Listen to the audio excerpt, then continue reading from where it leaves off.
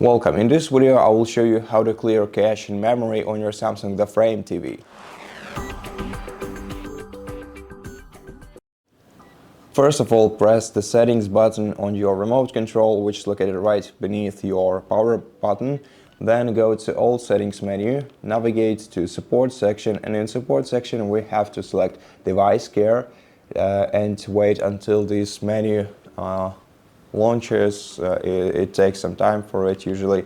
Then go to manage storage and wait for all the apps to load on this list. Once they load, in order to remove any application from here, you just have to click OK on it or on them if you want to remove several applications, and then click delete to delete these applications from your TV.